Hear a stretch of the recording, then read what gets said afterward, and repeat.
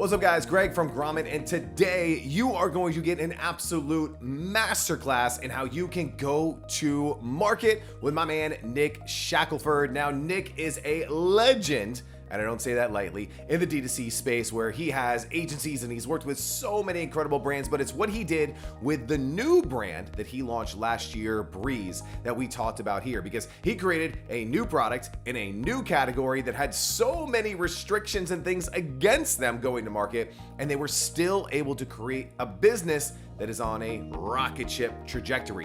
What did they do day one? What did they do day two? What did they do day three? Where did they focus? How did they make decisions? How are they thinking about growing their business? You get all of that and more in this video. Make sure you tune in, hit like, hit subscribe, leave a comment, because this is the stuff we want to bring to you here at Grommet and help our maker community out. Let's get into today's episode. Let's just talk about the brand, man. Like, where did this crazy idea come from? What is the brand, and what are you guys trying to do? So I'm drinking it right now. So I'll practice what I preach. So this is called. The funny thing about this is people are like, is it BREZ? Is it BREZ? What is it? And I don't want to ever correct anybody. I like the little bit of built-in controversy that comes from this, but I call it BREZ, and it's short for Breathe Easy because we're a microdosed cannabis and mushrooms in a can drink, right? Like that is our goal. That is what we love. And uh, the founder, Aaron, partner of mine in on the advertising space and specifically on this product, Aaron was essentially flying, and he was like, "Look, dude, there's this major trend of drinking and millennials and Gen Z interested in non-alcoholic beverages. Like there's crazy statistics all over the place. The growing market of those that are consuming cigarettes a little bit less and consuming alcohol a little bit less and looking for these alternatives is a pretty interesting mix because consume I wouldn't tie the behavior of consumption of nicotine or cigarettes to what this obviously is, but there is a correlation between smoking marijuana, joints, bongs, all those areas. And this consumption method of drinking is something that is super interesting, especially around some of us that are, look, dry Januaries right now. I've been sober from specifically alcohol since beginning of high school because of my sports background. Aaron has his own relationship with alcohol that he's like, it's not as good for you. And where this came from was essentially us seeing the market, B, realizing if we did do it correct, a very specific, efficacious drink that did what it said it was going to do, like there's no reason why this shouldn't work. At least those are signs. Now that's a good part. And then all the second part, you're like, okay, you're advertising in a restricted space, you're shipping heavy cans, and it's like you have to you have to try to convince people to understand, oh, you're drinking THC. Nah, man, I already know what edibles feel like. It's crazy barriers.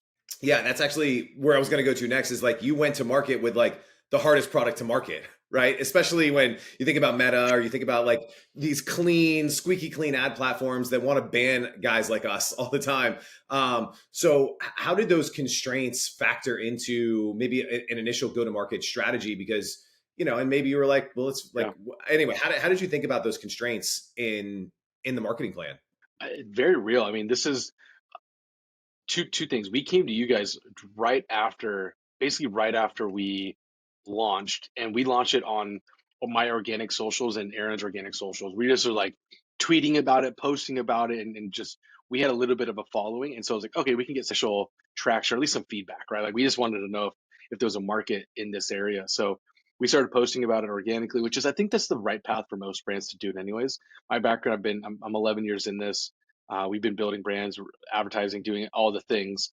But the hardest part, the people that we don't touch or the people that we don't play with, is the ones that are going 0 to 1 because there's so much that they have to figure out.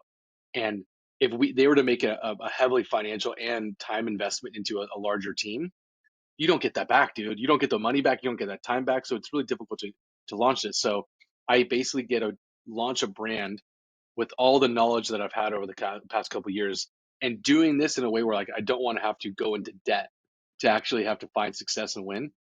I basically was like, all right, organic channels push.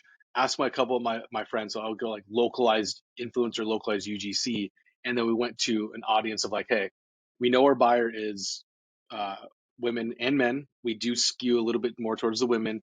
We do think it's the we call it the Cura Canis or Cura. kind of curious, like interested in cannabis, and looking for replacements for alcohol. And I'm like, okay, that's a middle class. Our price point is a little bit more expensive, and so we just went towards any partner we knew could kind of get us into. Just we wanted momentum. Like we just didn't know if it was going to hit or not. And granted, doing that, we are understanding. Okay, now I can go to Meta, I can go to Google. There's specific nuances around advertising this type of product, but we don't have to get too deep into that unless you guys want to. Yeah, I love that. I want to kick back on that a little bit because I think that's the first step, right? Like friends and family, organic social. Let's see what we got just with Do it. our community. The next step, I think, is something I'd love to just hear a little bit more about how you thought about it, maybe how you approached them was kind of that localized influencer UGC, those early stages, right? This is the part, right, where we're like, all right, do I just send hundreds of samples out to people and see if they pick it up? Am I doing targeted? Am I asking them for stuff? Am I just hoping that they get it and love it? Like, what was kind of your strategy with those initial early reach outs, and how did that perform? What did you learn from that process? So we had an idea that some of our buyers were going to be these entrepreneurial type e-commerce space people, and I always was like, what can I don't want to sell a necessary course to them. I don't want to give away things that I myself am not fully using. What I'm wondering is if I had a drink that was functional or relaxative or some sort of uniqueness in this space, would they buy it for me? So I myself started posting, and that had a couple other people in my direct sphere of marketing or digital marketing or e-commerce brand builders like, hey, these guys are doing something cool. Let's see if they can actually partner with me or start sharing it. And so we knew that one of our customer avatars will be the entrepreneur, nomad, digital marketer. Like, all right, so we have that audience. I am that audience. Aaron is similar to that audience. Let's push. Secondary, Aaron is more of this biohacker, ice bath, sauna situation. And he goes, okay, I do think this is going to resonate in this market. How do we try it and get into this space? So those are the two areas we just started posting and sharing. And funny enough, like two calls I had today were with a couple other like partner affiliates with past customers. One's like the social snowball team, and the other one is um, actually just social. And so they're going like, dude, you have to realize you have a lot of these buyers that probably already are influencers or creators. Once you start them insights, then you need a platform to kind of pull it out. And you can go one by one manually, of course. But it was cool to know that we actually have existing buyers that have really large audiences. They're just not going like, hey, I wanna sell your stuff. So we're gonna have to probably reach out for them.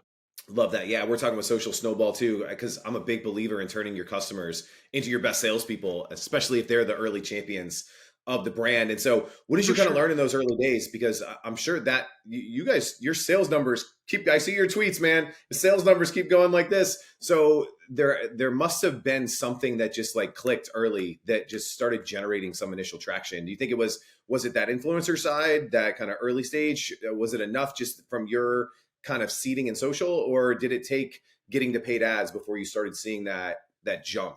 Yeah, dude, it's like I'm looking at the dashboard right now. Like this is so we launched appropriately on 420. And so this was of last year. So we were first month, I'll just show stair step. This is top line revenue, so this is not bottom line.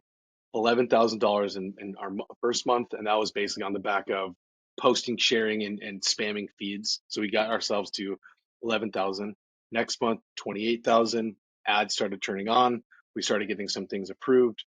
Ran out of product, and we had a major issue around fulfillment. So this was in June. June we went down. So in May, 28,000.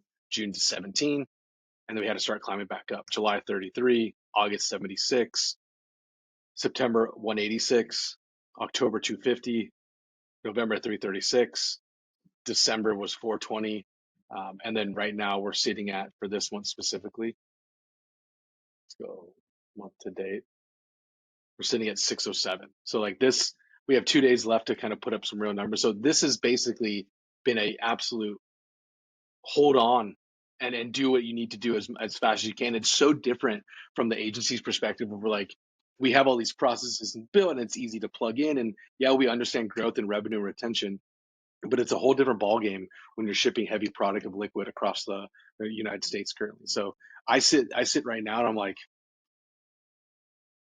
if we didn't get that initial feedback of posting and I'll talk from like a customer feedback standpoint, but then like what we did from a customer feedback standpoint, we were selling our small cans, like these little 7.5s.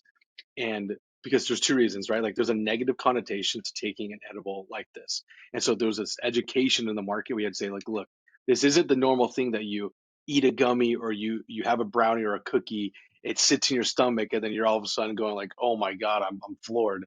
There's a different type of way that it hits when you drink it, hits your lips, it hits your tongue, it hits the taste buds, and you start instantly feeling the subtle high to it because we have to mimic that of alcohol, where alcohol it takes a little bit of time, but you kind of feel it in like 15, 20 minutes depending on what you're drinking. So we had to compete there because that's where we're doing it at. So that was the first thing. We needed people to try it. Then we also know know that there's like a dosing that people need to understand how hard it's going to hit them or not going to hit them.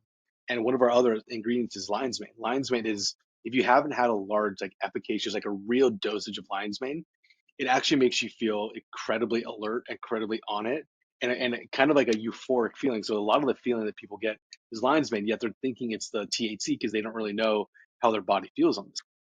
And so we sit here and the early feedback was like, I want something stronger. Like, okay, well, we got to launch a 12 ounce. So knowing that the 7.5 was working, that's our entry point. We needed to launch a bigger one. So that was a 12 ounce. So it's double the milligrams, double the size. And so next we're trying to understand, where do we use these next type of products? Because the second one we did is just a lion's mane only drink, where that's more of like 2 p.m. comes around. I don't want caffeine, but I still need to stay in it. I got more calls and things to go to. And so that information we got too is like, I don't want caffeine. There's plenty of energy drinks out there. Your drink is more of a relaxation, wind down, but I need a maintenance time. I need something to kind of keep me going through the rest of the day. So that's what we did, the lion's mane side of things. And all of this, dude, was on the back of literally tweeting and asking questions about, here's what we're building, here's how it goes. Like, we're very transparent. We share a lot of our numbers that a lot of people wouldn't do. And it's only brought good things. So like people giving feedback saying, hey, like maybe your links are down or pages aren't working.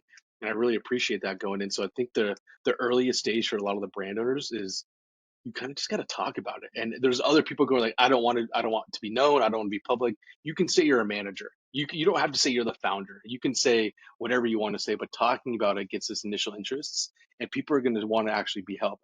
That's what I found over the years. Yeah, man, like it's this whole like build in public idea, but you're actually building in public to build audience, to build brand. Like you're Yeah, doing the build in public, and also part of it's showing up. Like there's so many, I think, positive reasons. Like looking back, do you think building in public like had a lot to do with getting people on board and getting that feedback? Like that's got to be something that was almost like I don't know if it was an intended, but like it had some really positive consequences for you guys. I think so. I mean, this is how I came about finding out about you guys. Like, you're like, hey, you and the team were like, hey, I think our audience is the right audience for you. I think we should give it a go.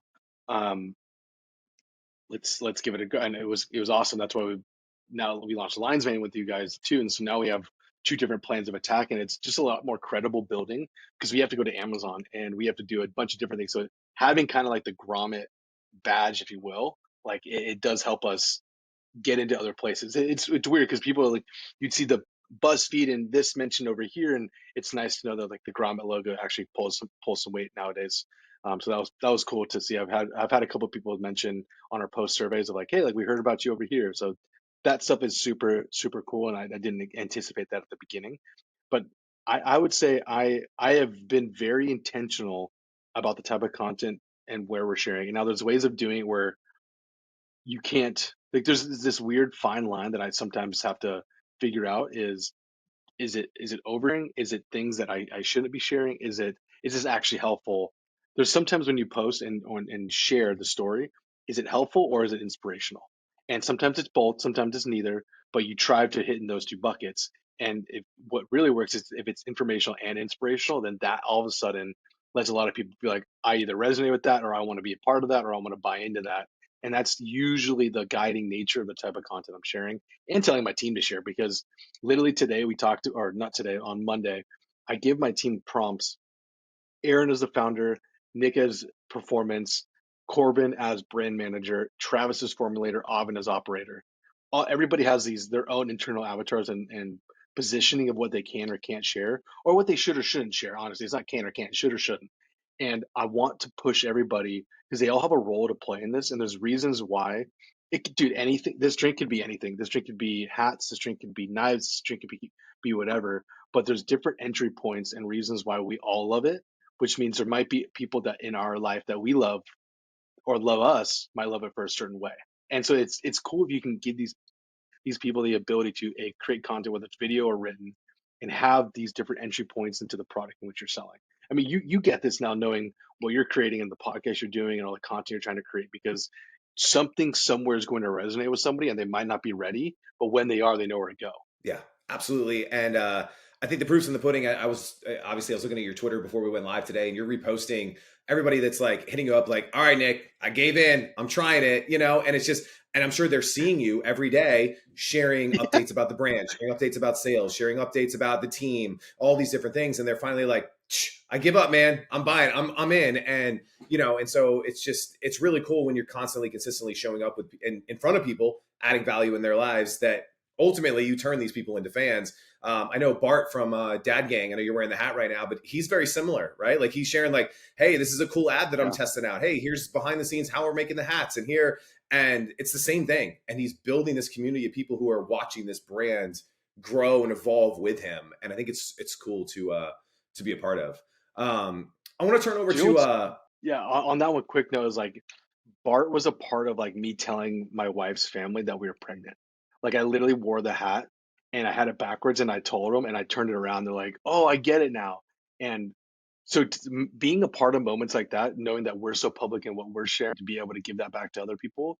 And then even the messages that we get a lot of feedback going like, "Hey, look," like when we shared it was like, "Hey, my husband went into the hospital. Doctor said like if you don't stop drinking, like your life is you're not gonna die, but like it's gonna be a dire situation." Wife texts us, goes like, "Hey, my husband takes two breezes a day. He's losing weight and he has his life back."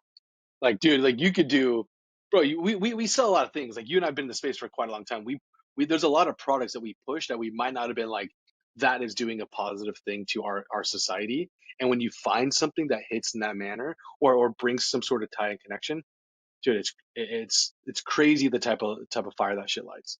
No, I love it because you and I both come from like marketer backgrounds, and yeah, if I told you that 100% of what I pushed my whole life has been like those type of products, I'd be lying, right? But when you find the ones that hit, that really make people's lives better, man, and you're using all that marketing education and everything you've learned to do that, Yeah, dude. the feeling is incredible when you have a product that is really game changing, right? And I think you guys found that in what you did. Yes, I think yes. Eric and I found that on the Grommet side, where like we really believe in what we're doing. Like every minute of every day, we believe in what we're doing. I want to talk about offer strategy, right? So coming out of the gates, you mentioned you had the little cans, you went to the big cans. In your world, there's subscription, there is bundle, there's so many different ways to shake and bake with offers. I love talking about offers. It's one of my favorite things that I did when I was in the information marketing space. And I don't think a lot of people in the e-com D2C space pay enough attention to how do I structure an offer? How do I craft an offer? How do I make a shopper really want to buy something? And I know this is something that you care about as well. You guys are always testing things, new landing pages, but when it came to like offers, especially in those early days, like how do you think about offers? How do you think about e-com and D2C offers? We just love to kind of hear some stuff from your side. Well, I do. We're actually going through this a lot right now too, because essentially our product and a lot of brand owners at the beginning on, they usually have one hero. They have one hero SKU. They have one thing that they really can sell. Like we had one hero product, but it came in different packs. And for us to win in our space, and for us to in the consumable or the supplement space, like you need them to be buying this on a consistent basis. Like LTV is the game, especially if we can make a little bit of money having our price at a certain point and reinvest that back in advertising and continue that whole entire flywheel. But we really do need them on subscription. So we needed to do everything we possibly could to position ourselves in, or position the customer to understanding that the value that they're going to get is if they subscribe. So we came out of a place and with kind of uh, I'll use it this metaphor. We had an arm tied behind our back because we couldn't do an initial discount straight off the bat, because we that means that we would have to discount the subscription over time. That would have actually hurt us. So we're going, okay, our first purchase, all we could do is essentially give a $5 off, which is shipping at that point at the beginning, and any other real value, which was a 20 to 25% off. We've changed it multiple times depending on how the conversion rate is. We wanted them to get the subscription. And so that whole thought process was the only way you're going to get massive value from us, the only way is if you're going to love this, is if you come and stick with that on the subscription side. So that's where the initial framing of offers kind of came to be. And that's brand specific. Going back a little bit, on any brand that doesn't have this ability to like actually have multiple consumer or things to be consumed on an ongoing basis, and you're kind of like, they kind of buy it and they use it, or they kind of buy it and that's it, you need to have that secondary or tertiary product that you can kind of either add value or add it into it to kind of incentivize an initial purchase. And this for us is what we've thought about was, okay, we can add a koozie that's like a specific product that kind of fits a small can or a tall can that looks similarly. So if we had to drop an offer, it's probably going to be buy, or like buy this, get that. Whereas we're not discounting our core product. We're going to get a little bit more with this, and it's a value add there. So I didn't have to actually overall discount it at the start. I'm not against, and you and I are both in the marketing field, or we're in more of the make money before build brand state. And I go flip and flop every once in a while. But if you were to ask me 9 times out of 10, I'm going, get the dollars in the door before you make it look pretty. I will always go to the ability for you to start with a higher product that bakes in some unique moments in time to where you can discount that product over time.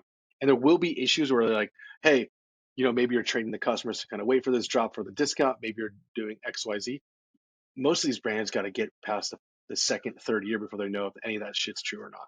If you're year one, get dollars in the door, continue to make that content, and just be okay with that initial first time purchase offer. Or if you have the ability, like similar to us, try to find that subscription early on.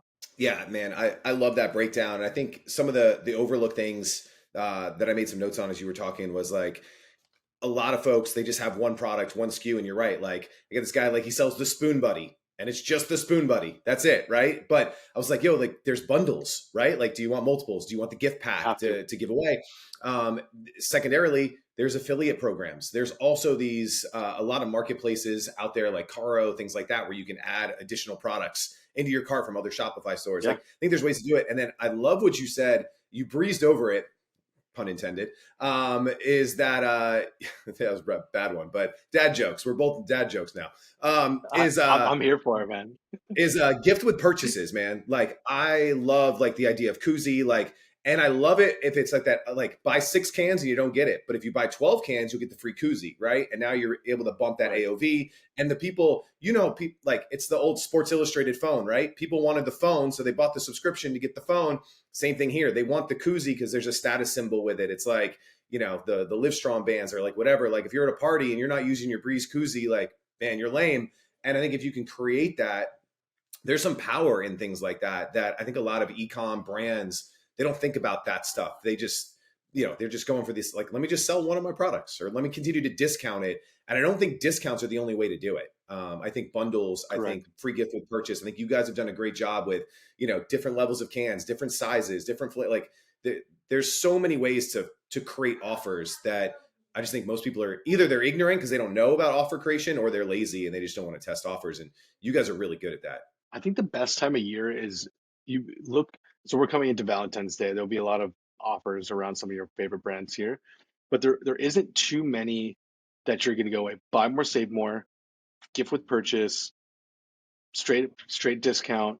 There's a lot of different things that can be done, but there's also times when this needs to be applied, because there's going to be different margin thresholds that you're trying to convince the consumer to go. And for us, like I actually don't want to sell a 24 pack or a 32 pack, because that means they're not going to come back to me for quite a while. So I actually love the fact that they're going to be on a 6 or 12, hoping that they're going to go through that in the time in that many cans, half a month or maybe at most a month.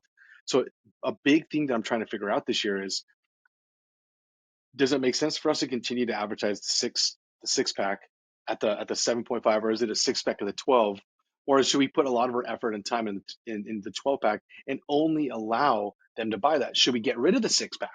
There's some of these elements and tests that I know we're going to have to do starting this year, because it's going to train our consumers to A, consume it at a consistent pace, or B, if they stick with us and they maybe jump on subscription, that's when they start unlocking unique things. And that way we can reward those that are in the program.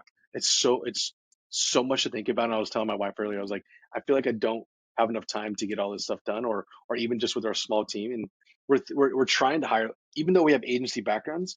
I'm thinking I gotta have full-time people doing these things. So I was going to bring this up later, but it's a perfect segue. Is like decision making with small team, limited resources, right? Both from a marketing standpoint. I'm sure there's, on the drawing board, there's a million ways you can market BREZ, right? And I'm sure there's some really damn good things you could be doing, but that just they don't see the light of day. Just the manpower's not there, the financial resources, like whatever that it is. Same thing you said with like, Yeah. running all the. It'd be nice to be running 20 price tests right now, but like who's going to run those, who's going to build those, who's going to like, so how do you think about tackling that? So I think this is a limitation of nearly every early stage D2C brand, right? Is time, resources, money. And if you go to D2C Twitter, every strategy looks like it's going to make us $1 million this year, right? But we can't implement them all. How do you think about what to invest your time and resources into versus, damn man, that sounds good, but it's just not for us right now? I think about this so much. So it's two paths. It's either it's generating more money or it's saving us money. Those are the two paths that kind of sum up at our size. So in the day to day, you have Aaron, you have myself, and then you have Corbin, and then we have a couple of customer support people that are involved in this. But generally, you have three people on generation and preservation. If we can make sure that the ads, and that's our core revenue driver on Facebook and Google, if we can make sure that the ads are generating our baseline of revenue, it's up to me and Corbin to figure out where email and where does community and where does subscription improve so that that baseline stays where it needs to be on the ad side, and we can generate some of this more on word of mouth or affiliates or any sort of incremental growth on email.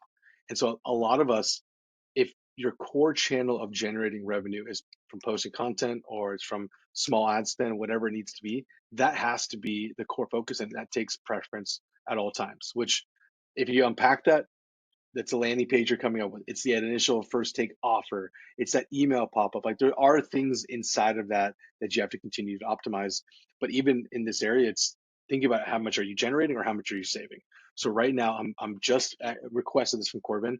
What are the list of apps and tools that we're using currently that we have to use or not use? And even at our stage, like we have money in the bank. We're not kind of like trying to skim through things, but I want to be specific in where we're actually allocating the dollars, because if we're spending on things that we aren't using, it might be important, but it needs to be in the future.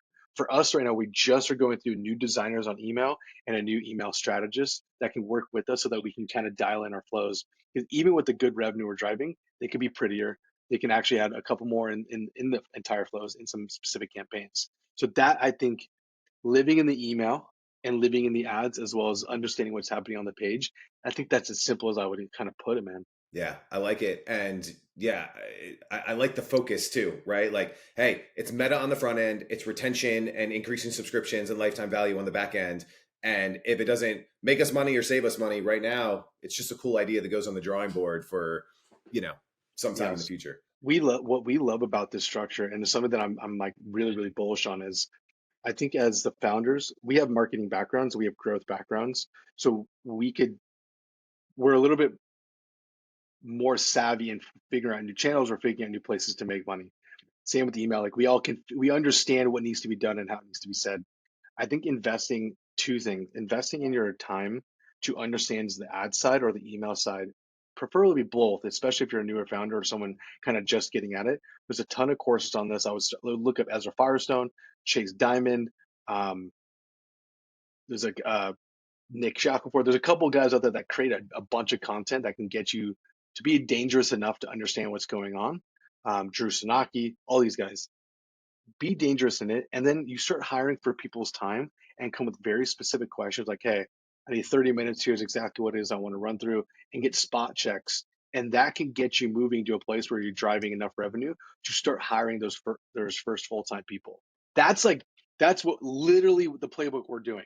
Yes, we both have a bunch of agencies. Yes, we do email and paid advertising, but that isn't going to be in the day-to-day with the team all the time. What I need is one or two core people inside the business, and then get our consultants spot check to make sure we're doing the most up to date information. Sorry, that was something that means so much to me. No, I love that because that's the two final pieces that I had for you was I want to talk about retention and email, and then I wanted to talk about creative assets on the paid media side. And so let's start with the email retention LTV side. You guys are really like I know there's always room to improve, but I get emails from you all the time. You meaning Breeze, Yeah, and they're good emails. The other thing is they come from Corbin. Sometimes they come from different people in the organization, but I frequently they come from Corbin. So there's like a person. It's almost like coming from a person within the company as opposed to straight from the brand. I don't know. Again, I don't know if some of this is intentional or not, but like I'd love to know that piece of it because I got to imagine that that's a huge piece of it because that's going to allow you to spend more on Meta if your email's converting better. yeah. It's getting lifetime value up, AOV up, like all that good stuff. It allows you to have more fuel in the fire to give Facebook more money. Dude, you're so spot on. I'm just looking at the overview of this right now. So we are intentional. This comes from the type of content of building very publicly. It now it depends on the channels you want to advert, whether it's LinkedIn, whether it's Twitter, etc. All these areas. But having Corbin, Aaron, and Travis very public on what is happening around the brand, whether it's from product, whether it's from struggles we're going through, or whether it's from innovations. And then on the inside, it's like, hey, when you get an email from Nick or when you get an email from Aaron, that founder area and those areas that we're going to talk about is different than when you get a message from Corbin, who we want Corbin to be like, hey, this is a real person behind a real brand. So that relationship allows us to inbox more. If you've noticed, most of our emails that come out, it's pretty much plain text, right? And so our inboxing has been strong. And that was intentional out the gates. Is we love, and Aaron is the one that's pushing me so tremendous on this. He's like, I want heavy design. I want beautiful design. Sometimes if it's over designed, you could end up being in the spam. At times, it doesn't always happen, but the more beautiful the email isn't always meaning it's going to drive a lot of revenue. So I believe right now we're sitting on a good period of revenue driving email. We're about 45% of overall revenue coming from email specifically. We are running a lot of ads so that well control, everything could be adjusted a little bit more, but ads are producing. And so you'll start seeing over time, we'll probably have one or two more flows coming into it. But right now it's kind of like a lever that if Corbin feels like, hey, this makes sense to send this message, he's going to do so. But we need to balance that action. I would say if you look at our type of emails, you look at it on a revenue generation standpoint of like, oh, that's fantastic. It's probably in the top tier of what a brand at our size should be doing. But in terms of storytelling and community building and relationship building, we have a lot of room to kind of improve there. So it's going to be an interesting balance of how much story should we be telling and how much revenue should we be driving, and one doesn't get too lopsided at times. So this is that sums up my goal for all of Q1, even maybe into Q2, man. Yeah, man. I think it's super important. I mean, I've been a believer in this since day one is that if the email was just coming from Breeze, I don't know if it would be getting the same performance. I don't know, right? Obviously it's a test, but my gut is always around, man, people buy for I people. feel They it. buy for people they know, like, and trust. I trust Corbin. He's a good dude. He's sending me a message today. I want to go check it out. Versus just, hey, it's Breeze, get 15% off, the typical ecom email. So I'm a believer, like on the Grommet Yeah, brand side, right? All of our emails come from Greg from Grommet, right? They don't come from Grommet brands or and I think that, we were just at CES and everybody at CES was like, holy crap, it's Grommet Greg. And like in my circle, but that's what you want, right? Is like, you want that relationship with your audience. So anyway, kudos. I think you're doing a great job there. I know this is like your side and you live and breathe in this space on the creative side. I was reading like a tweet. I think you put it out. It's like the pinned one you have right now of your kind of your roadmap for this year. And it was like, all right, we're going to do like 12 assets a week, a landing page every week, long video show. Like, I was like, holy crap, man. Like, you guys are just talk to me about just your philosophy on creative and, I think brands undercreate, like just naturally, right? Like I for can't sure. even half the brands that upload to Grommet, they don't even have 3 lifestyle images, right? And you're like, dude, I want to create like 20 videos a week. So like I'm a believer in what you're talking about, but I think it's really hard at those early stages to create assets at scale. And I'm hoping you can prove me wrong and help a lot of brands out with your answer. I think there's two people that I would look into. This guy named Rory Flynn, and he's more of like an AI asset and iteration and creation kind of guy. And so he's one thing that he gave me this when we were at Affiliate World in Bangkok. He goes, I promise you that we're overthinking the amount of content that we are currently creating and the impact that consumers really take this into consideration. So that tweet, I'll reference that tweet specifically. But if you were to ask people like, what was the last ad that you actually remembered past the seconds of scrolling on Instagram, on Facebook, on TikTok? and it's very few. And so when you, if at all, like I couldn't tell you a single one of the ads I've seen. Maybe it was for a bag. Actually, it was like actually it was a duffel bag. Um, for me, when you think about how much content you don't remember, you start getting you start losing your romanticism about every single piece of created needs to be incredible. And it's just most of it's going to miss. Like it's just what it is. Like we make ads for a living. We make thousands of ads a week for a living. And I go, how much of this is actually going to work? And the short answer is probably be 2%, maybe 1%. And so that thought process of like just make more and create more, you don't know what's going to hit and how it's going to hit. That's from holding the can up ourselves. That's from going in the backyard, putting it on the grass. That's from putting in the beach. That's from someone holding the can as they're skateboarding. Like, it's just this amount of content that needs to be done at a consistent basis. The thought behind scripting and full on ads and full productions, I think that will have to happen over time. But as of right now, us picking up this camera and writing some elements on it, there's a ton of free tool, not free tools, but low cost. One's Creative OS or creativeos.io, a bunch of these Figma templates of some of the best performing ads already. Foreplay has a bunch of examples that you kind of go and rip. Don't need to make anything super new or super unique. That's my honest opinion about that. The pages, it's going to take a little bit more time. So at our current spend level, we do anywhere between 100,000 to 250,000. That's what our spend level usually sits at. Because of how much content is needed to keep that engine running, we don't have the luxury of waiting for assets to be made. So it's essentially we're receiving images and videos on a weekly basis. And there's no core strategy or structure around this just yet, but we'll have to be there as the team kind of starts to improve. At this point, it's Corbin, me, Aaron, and a couple creators sending all this content we have, and then we have two ad designers that'll just make edits and ads from this specifically. That process of having a couple of tried and true templates, and then trying to copy some other things that get unique about it. It doesn't have to be overthought or overdone. Videos take longer. I'll acknowledge that and I'll recognize that, especially when you come into the process of getting UGC creators or just content generated creators, CGC creators. That even on our end has not been something that we fully love or trust because it just takes so much time to brief. And if you, the founder, aren't doing all of that briefing, now look, if you aren't generating revenue on ads or you need to do this anyways, I would just kind of pick it up myself and make those briefs, sending out to people that we believe to a point where you can kind of automate it. And the social snowball guys, I'll shout out to those guys again. They have a decent process that I'm probably going to be implementing by the end of this month, end of next month, sorry. So it's at the beginning, I don't think you have to create that much because a lot of the brands are jumping on a Grommet. You're probably spending less than $5,000. You're going or on a monthly basis, which is a perfect place to start. And so you're really only going to be needing to try out 5 to 10 pieces of creative, and to be fully honest, maybe 3 really good ones.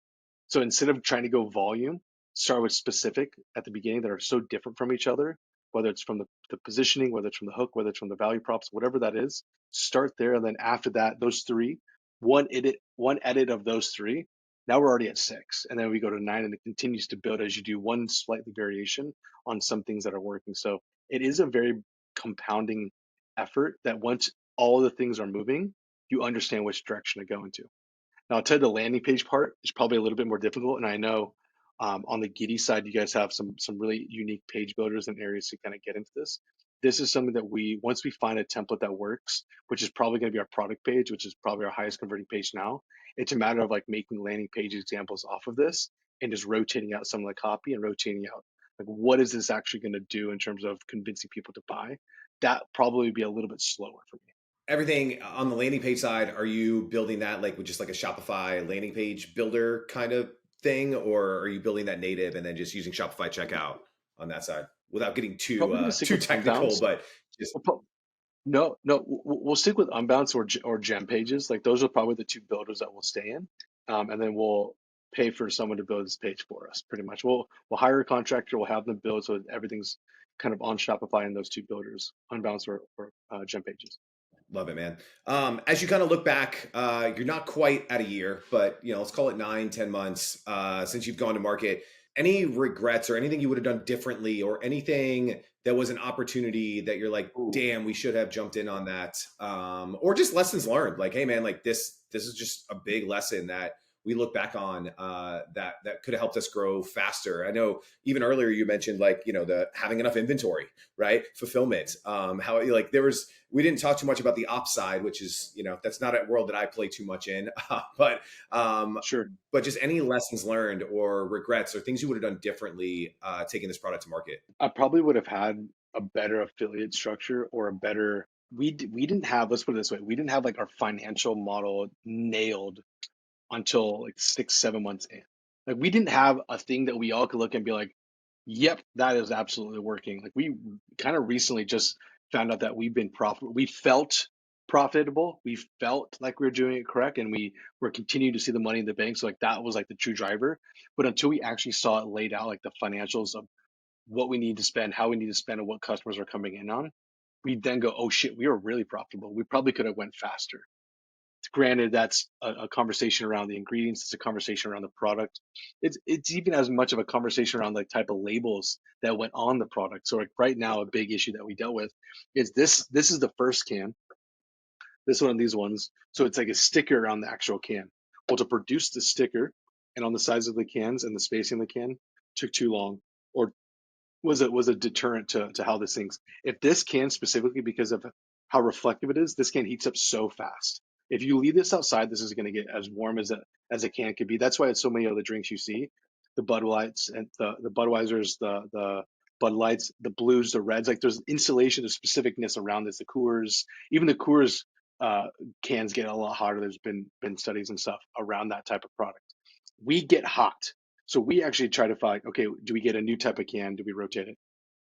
This is stuff I didn't even think about. I didn't think about, are we shipping frozen lemon versus liquid lemons? Or does it make sense to have lion's mane growing close to the co-packer so that the shipping of the raw ingredient was more efficient, which meant higher quality? Like these things are things that you and I don't have to think about, and I never even had to think about because we're just marketers, right? So it killed me on that end. So this piece to me on the growth side, I would have had a war chest of very clear angles of who we were trying to advertise towards. We had pretty good feelings because we were consumers in the space, so we used the knowledge that we had, and then the areas where we would aspire to sell into, the entrepreneurs, the conscious of no longer wanting to drink. So we went that hard, and thankfully those two angles, because other people in the market, our competitors were already winning. Our competitors were already winning. So we knew that we can continue to stay specifically in that space. That was really the biggest learnings outside of maybe finishing some of the product ideation roadmap. Like here's what we could come out with next. We didn't really start thinking about that until we made sure this one worked. Man, it's a perfect answer. My buddy Los and I were talking about this the other night at dinner, and we were just like, the marketing side, it's not easy, but compared to sometimes the ops side, it's way easy, right? Like run ads, test offers, like, like there's, but the ops side, like you Yeah, said, like, all right, should we ship lion mane from here to here? If we cut this, if we add this size box, this size, like I was in the supplement game for a long time and like labels going from, cans to pouches and like all these like minute decisions dude. and then like financial modeling, like, I'm like, I don't know, let's just run some more ads. Like, which isn't the solution to every problem. And so just any and you're allowed to say no, like any resources or anything on when you guys were doing some of the financial modeling, once you guys like went into that, like did you go out and like look for some help on that? Did you guys just sit up and drink a bunch of BREZ and open up spreadsheets? Like what? Just any tips on that? Because I do think that's something that I think a lot of folks struggle Yeah. with is figuring that out because they don't know, like, all right, we're spending $5,000 a month on Facebook this month, but what if we went to 7.5K next month, 10K next month? Like, what does it even look like? And how do we build that? And how do we plan for that from an inventory side? I think that gives us me a headache just thinking about it. So, how do, just Yeah. anything on that side? Honestly, we probably should come together and create a couple resources that people can be like, oh, that's a great template. Like I have a couple of one that we use within the agency. There's a couple other people in the space that talk really, really prevalent around this. One is Andrew Ferris. He's got some great 13, 14-week cash flow documents that you can kind of build off of. So Andrew Ferris, he's got a great podcast. The Common Thread Collective crew, they got some good resources around this as well. and we have our own docs that we like to use, especially around 0 to 1. Like, dude, how do we even think about protecting? We have some really really unique stuff that we jumped on a call with two fractional CFOs, and this didn't used to be a thing, or maybe it's something I wasn't privy to. But there's these fractional CFOs where you only have to pay for a couple of hours. They'll help you build a model. They'll probably pull a template from somebody similar to you in your space, give you a model to play with against, and just get someone to kind of QA you or double check what's going on. That service didn't belong before. That service I don't think existed to the prevalence that it is now, and so I think that's a big benefit to most of these people out here. And then honestly, I guarantee there will be one or two AI tools where you're going, here's how much cash flow, here's my margins, here's my product. Give me a projection of how to do this. There's going to make some things like this very soon. Love that, man. Great resources. Last one, let's end it on a fun one. Any cool sales or cool stories on maybe your first sale, or just there's got to be something cool where you're like, oh snap, someone just ordered, just anything fun on that side that just might be a nice entertaining way to end the day today. So we actually got a purchase that came in. It was like $4,500. It was like abnormally large for a one person to buy this, and we all are in the group chat. I'm like, did you just see that? Like, yeah, we just saw that, and I was like, is this fraud? This can't be real. Someone's trying to pull one over on us. And then Aaron goes like, I'm gonna call him. And so we're actually in Amsterdam, sitting here. Aaron's like, I'm gonna call him. This is no way that's real. Calls the dude. So Aaron steps outside at lunch, starts talking. He's like, hey, he's actually an investor. He lives in the space. He's interested in the space. He wants to try it out. So that amount was actually the real amount. And we were so shook, and like our negative thoughts into it, like someone's trying to get a fast one. They're trying to charge back on us and make a couple bucks back. And we instantly thought that instead of us going like, oh wait, this could be a real customer, what's going on? The dude just calls him and he goes, this guy likes it, and maybe he wants to invest, he wants to try the product, he wants to give it out to his friends. And so I think being small and being close to the product and the brand, I don't know if this is obviously not scalable. Maybe at scale you can do like a notification purchase over X direct to the founder, but that was really, really cool. And that happened pretty recently. Man, I saw that. I don't know if it was on Twitter or LinkedIn, you guys sharing that story. I remember that. And I was like, that's so just pick up the phone, man. Just pick up the phone and like, let's just get to the bottom of this. And it ended up, being such a positive story. I love that, man. At Seriously. I am Shackelford on Twitter. Drinkbreeze.com is where you can go and learn more. Anywhere else, Nick, man, this was an absolute masterclass. I have literally pages of notes that I was taking as we went along today. I think it's going to help a lot of folks. But anywhere else you want us to point them to and send folks today, and any final words? That's it. I'm super active on LinkedIn and Twitter, so you can find me under Nick Shackelford, and it's worth it, guys. Like I think now more than ever, if you want it to happen, if you want it to work, there's so many resources out there, and that 0 to 1 part, as I'm going through this limited right now and trying to go 1 to 5, it doesn't get easier, but it does. It is rewarding, especially if it's around a product you care about. So, Greg, appreciate you for the time, brother. Thank you. Thanks, man. We'll catch up soon. Well, if you liked this interview, and more importantly, you maybe want to be our next featured case study who launched their product on Grommet, I've got some great news for you, because right now you can sign up to launch your product on Grommet absolutely free. That's right. There are 0 sign-up fees, and right now we're charging 0% commissions for all brands that launch their product on Grommet. To get started, just head on over to thegrommet.com and click on that button that says Submit Your Product. Go through the application process, and we can't wait to launch your product on Grommet real soon.